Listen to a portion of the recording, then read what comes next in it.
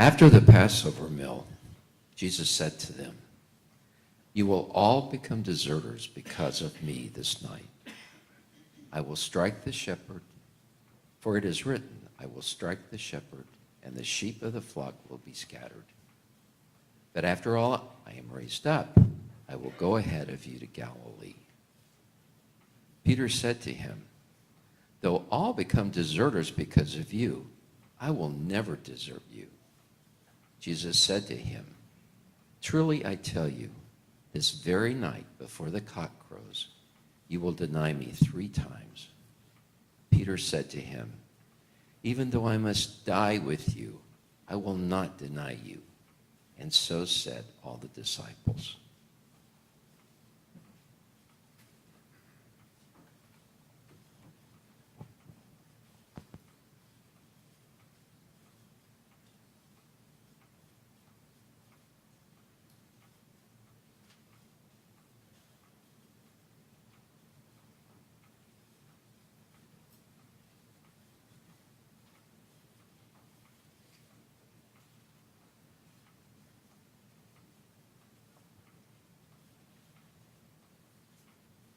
Then Jesus went with them to a place called Gethsemane, and he said to his disciples, "Sit here while I go over there and pray." He took with him Peter and the 2 sons of Zebedee, and began to be grieved and agitated. Then he said to them, "I am deeply grieved, even to death. Remain here, and stay awake with me." And going a little farther, he threw himself on the ground and prayed, "My Father, if it is possible, let this cup pass from me. Yet not what I want, but what you want." Then he came to the disciples and found them sleeping, and he said to Peter, "So could you not stay awake with me 1 hour? Stay awake and pray, that you may not come into the time of trial. The spirit indeed is willing, but the flesh is weak." Again he went away for the 2nd time and prayed, "My Father, this cannot pass unless I drink it. Your will be done." Again he came and found them sleeping, for their eyes were heavy. So leaving them again, he went away and prayed for the 3rd time, saying the same words. Then he came to the disciples and said to them, "Are you still sleeping and taking your rest? See, the hour is at hand, and the Son of Man is betrayed into the hands of sinners. Get up, let's be going. See, my betrayer is at hand."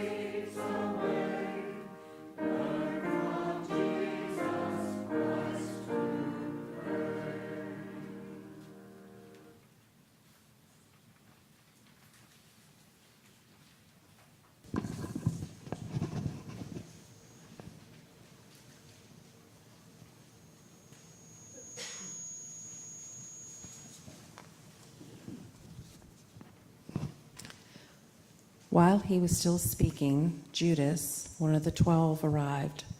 With him was a large crowd with swords and clubs from the chief priests and from the elders of the people. Now the betrayer had given them a sign saying, "The one I will kiss is the man. Arrest him." At once he came up to Jesus and said, "Greetings, Rabbi," and kissed him. Jesus said to him, "Friend, do what you are here to do." Then they came and laid hands on Jesus and arrested him.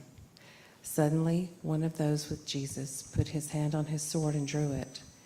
and struck the slave of the high priest, cutting off his ear. Then Jesus said to him, "Put your sword back into its place, for all who take the sword will perish by the sword. Do you think that I cannot appeal to my Father, and he will at once send me more than 12 legions of angels?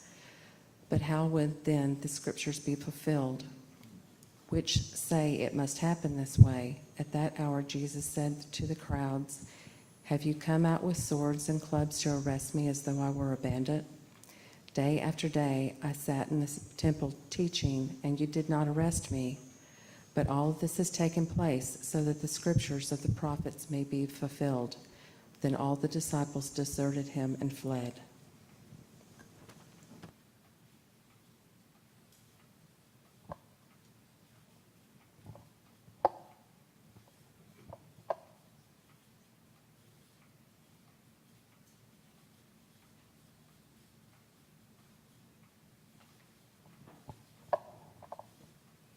Those who had arrested Jesus took him to Caiaphas, the high priest, in whose house the scribes and the elders had gathered. But Peter was following him at a distance, as far as the courtyard of the high priest. And going inside, he sat with the guards in order to see how this would end. Now the chief priest and the whole council were looking for false testimony against Jesus so that they might put him to death. But they found none, though many false witnesses came forward. At last, 2 came forward and said, "This fellow said, 'I am able to destroy the temple of God and to build it in 3 days.'" The high priest stood up and said, "Have you no answer? What is it that they testify against you?" But Jesus was silent. Then the high priest said to him, "I put you under oath before the living God. Tell us if you are the Messiah, the Son of God." Jesus said to him, "You have said so, but I tell you, from now on you will see the Son of Man seated at the right hand of power and coming on the clouds of heaven." Then the high priest tore his clothes and said, "He has blasphemed. Why do we need witnesses? Now you have heard his blasphemy. What is your verdict?" They answered, "He deserves death." Then they spat in his face and struck him. And some slapped him, saying, "Prophesy to us, you Messiah. Who is it that struck you?"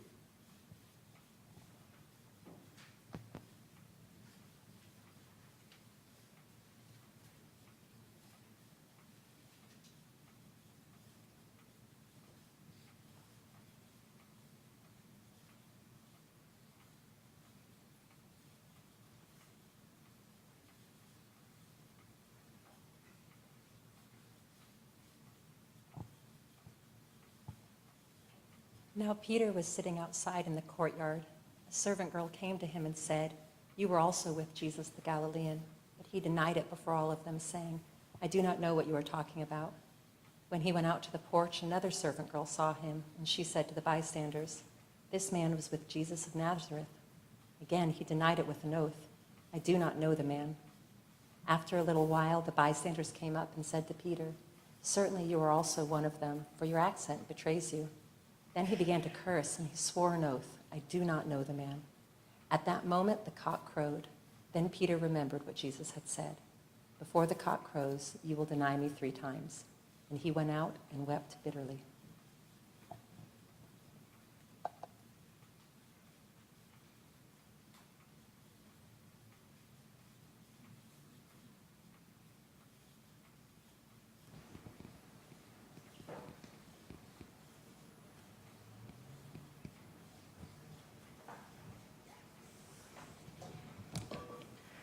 When morning came, all the chief priests and the elders of the people conferred together against Jesus in order to bring about his death.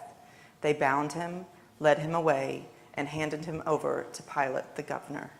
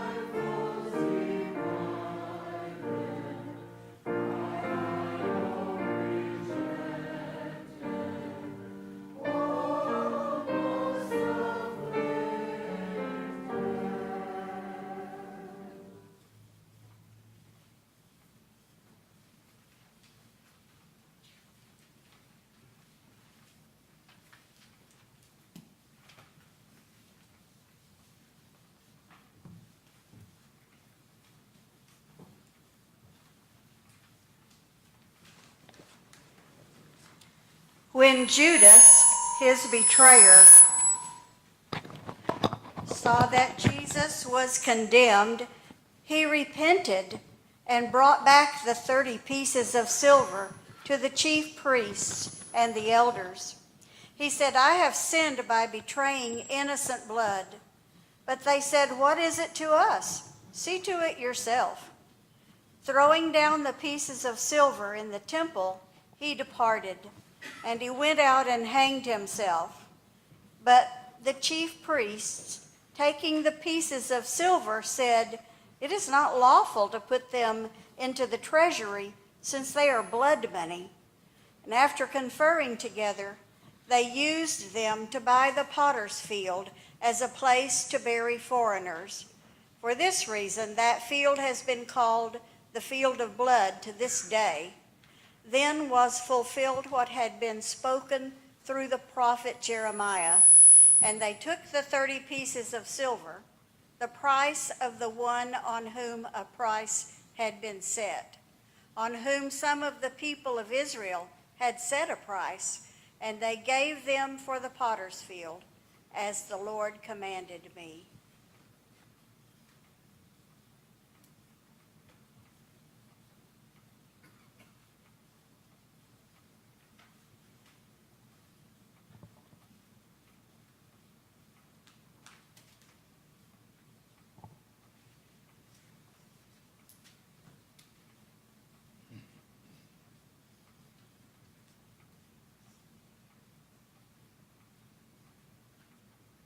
Now Jesus stood before the governor, and the governor asked him, "Are you the king of the Jews?"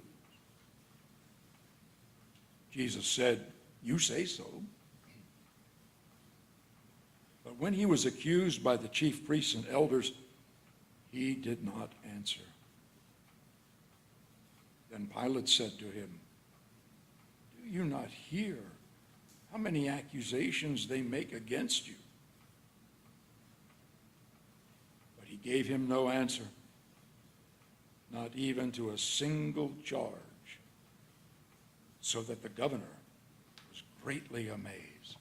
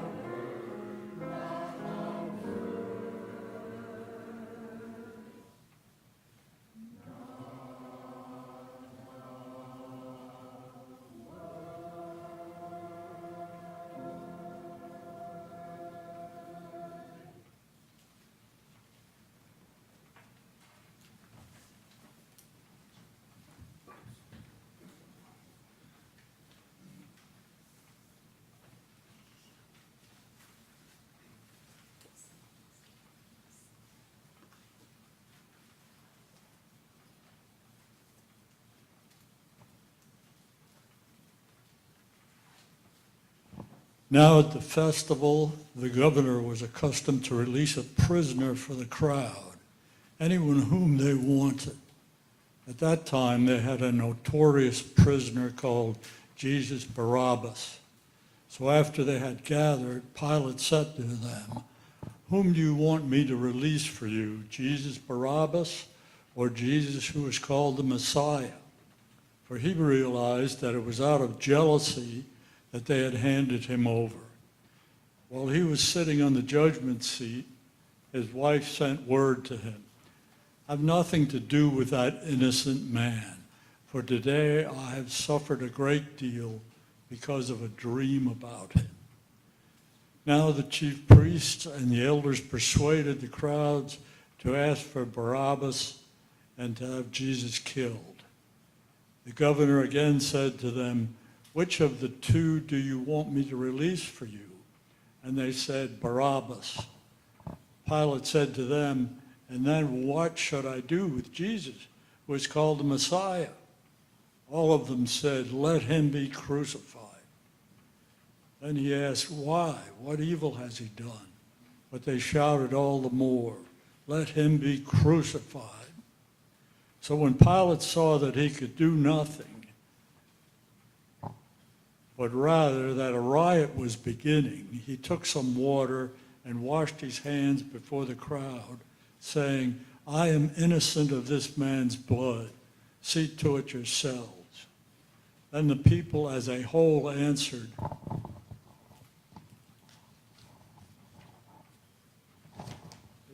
"His blood be on us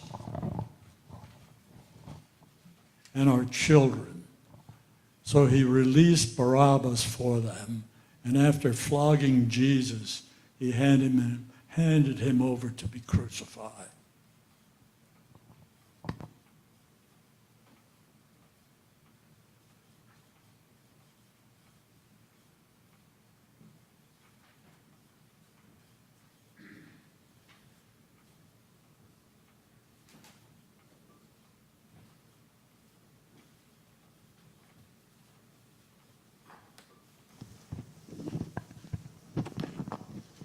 Then the soldiers of the governor took Jesus into the governor's headquarters, and they gathered the whole cohort around him. They stripped him and put a scarlet robe on him. And after twisting some thorns into a crown, they put it on his head. They put a reed in his right hand and knelt before him and mocked him, saying, "Hail, King of the Jews!" They spat on him and took the reed and struck him on the head. After mocking him, they stripped him of the robe and put his own clothes on him. Then they led him away to crucify him.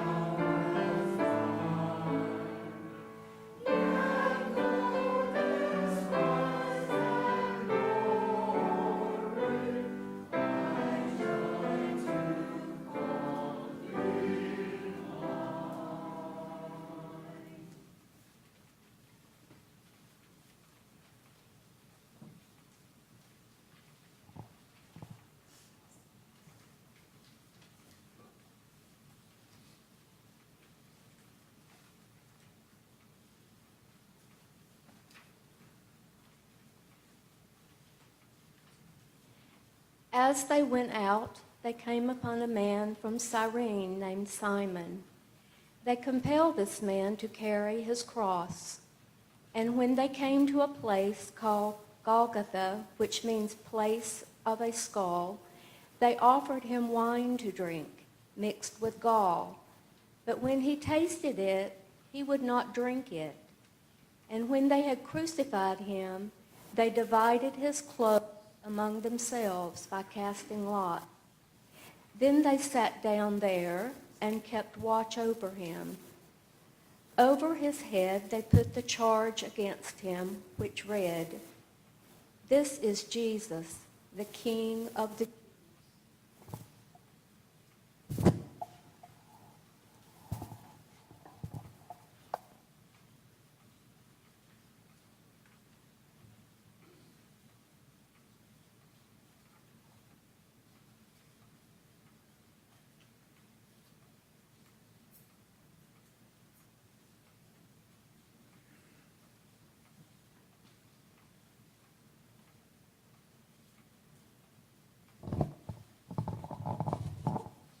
Who has believed what we have heard here, and to whom has his arm of the Lord been revealed? For he grew up before him like a young plant, and like a root out of dry ground. And he had no form or majesty that we should look at him, nothing in his appearance that we should desire him. He was despised and rejected by others, a man of suffering and acquainted with infirmity. And as one from whom others would hide their faces, he was despised, and we held him of no account. Surely he has borne our infirmities and carried our diseases, yet we accounted him stricken, struck down by God, and afflicted. But he was wounded for our transgressions, crushed for our iniquities. Upon him he was the punishment that made us whole, and by his bruises we are healed. And we like sheep have gone astray. We have all turned to our own way, and the Lord has laid on him the iniquity of us all. He was oppressed and he was afflicted, yet he did not open his mouth. Like a lamb that is led to the slaughter, and like sheep that before the shearer is silent, so he did not open his mouth. By a perversion of justice he was taken away. Who could have imagined his future? For he was cut off from the land of the living, stricken for the transgressions of my people. They made his grave with the wicked and his tomb with the rich, although he had done no violence and there was no deceit in his mouth. Yet it was the will of the Lord to crush him with pain. When you make his life an offering for sin, he shall see his offspring and shall prolong his days. Through him the will of the Lord shall prosper. Out of his anguish he shall see light. He shall find satisfaction through his knowledge. The righteous one, my servant, shall make many righteous, and he shall bear their iniquities. Therefore, I will allot him a portion of the great, and he shall divide the spoil with the strong, because he poured out himself to death and was numbered with the transgressors. Yet he bore the sin of many and made intercession for the transgressors.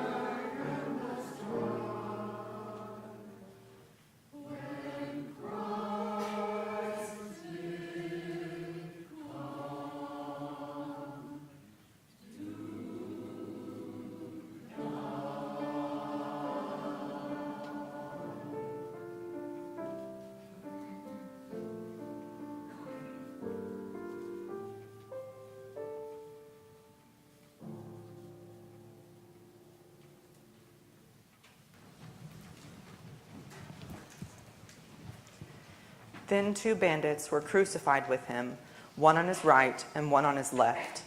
Those who passed by derided him, shaking their heads and saying, "You who would destroy the temple and build it in 3 days, save yourself. If you are the Son of God, come down from the cross." In the same way, the chief priests also, along with the scribes and elders, were mocking him, saying, "He saved others. He cannot save himself. He is the King of Israel. Let him come down from the cross now, and we will believe in him. He trusts in God. Let God deliver him now if he wants to, for he said, 'I am God's son.'" The bandits who were crucified with him also taunted him in the same way.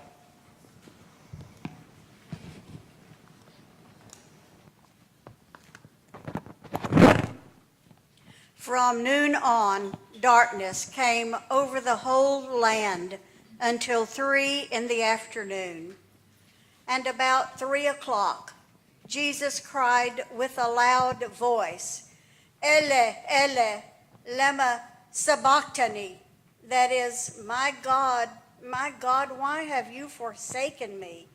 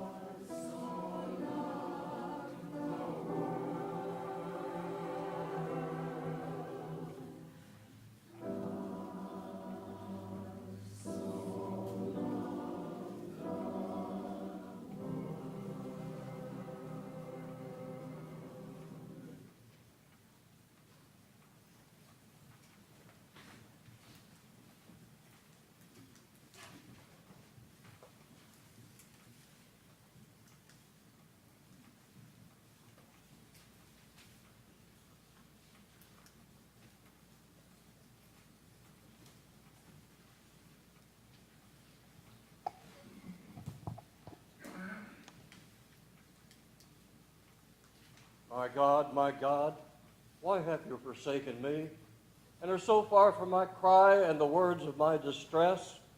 O my God, I cry in the daytime, but you do not answer. By night as well, but I find no rest. Yet you are the Holy One, enthroned upon the praises of Israel. Our ancestors put their trust in you. They trusted and you delivered them. They cried out to you and were delivered. They trusted in you and were not put to shame. But as for me, I am a worm and not a man, scorned by all, despised by the people. All who see me laugh me to scorn. They curl their lips and wag their heads, saying, he trusted in the Lord. Let the Lord deliver him. Let God rescue him, if God delights in him. Yet you are the one who took me out of the womb and kept me safe upon my mother's breast. I've been entrusted to you ever since I was born. You were my God when I was still in my mother's womb. Be not far from me, for trouble is near, and there is none to help. Many young bulls encircle me. Strong bulls of Bashan surround me. They open wide their jaws at me like a ravening and roaring lion. I am poured out like water. All my bones are out of joint. My heart within my breast is melting wax. My mouth is dried out like a potsherd. My tongue sticks to the roof of my mouth.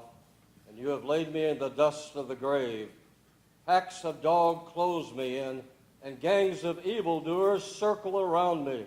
They pierce my hands and my feet. I can count all my bones. They stare and gloat over me. They divide my garments among them. They cast lots for my clothing. Be not far away, O Lord. You are my strength. Hasten to help me.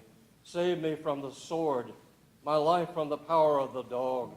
Save me from the lion's mouth, my wretched body from the horns of wild bulls.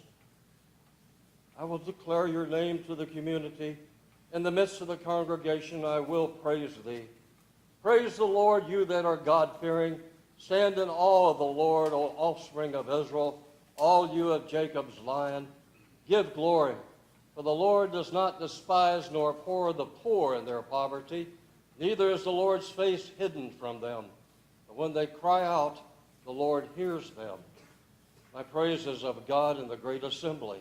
I will perform my vows in the presence of those who worship the Lord.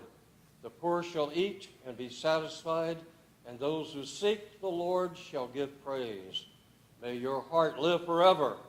All the ends of the earth shall remember and turn to God, and all the families of the nations shall bow before the Lord. For sovereignty belongs to the Lord, who rules over the nations. To the Lord alone all who sleep in the earth bow down and worship.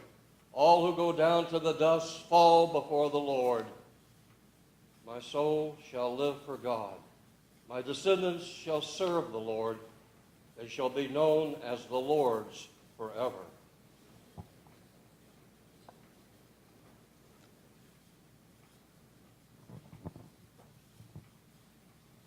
When some of the bystanders heard it, they said, "This man is calling for Elijah." At once, one of them ran out and got a sponge, filled it with sour wine, put it on a stick, and gave it to him to drink. But the others said, "Wait, let us see whether Elijah will come to save him." Then Jesus cried again with a loud voice and breathed his last.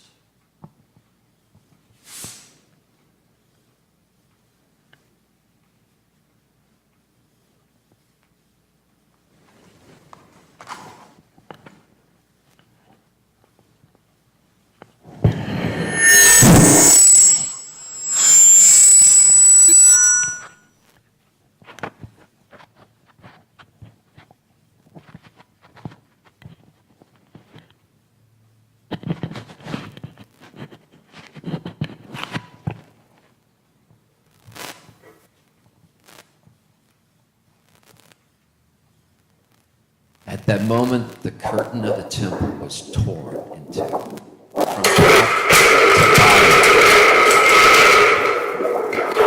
The earth shook and the rocks were split. The tombs also were opened, and many bodies of the saints who had fallen asleep were raised. After his resurrection, they came out of the tombs and entered the holy city and appeared to many.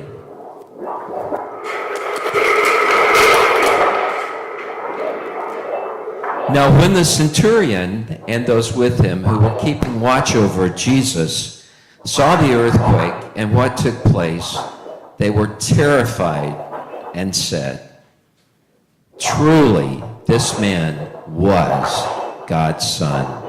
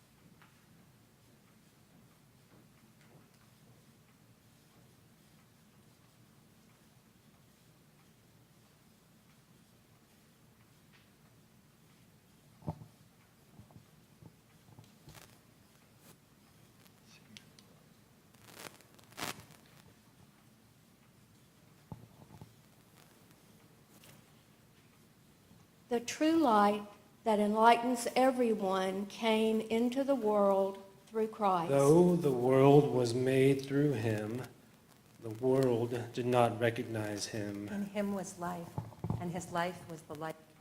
The light shines in the darkness, and the darkness cannot overcome it.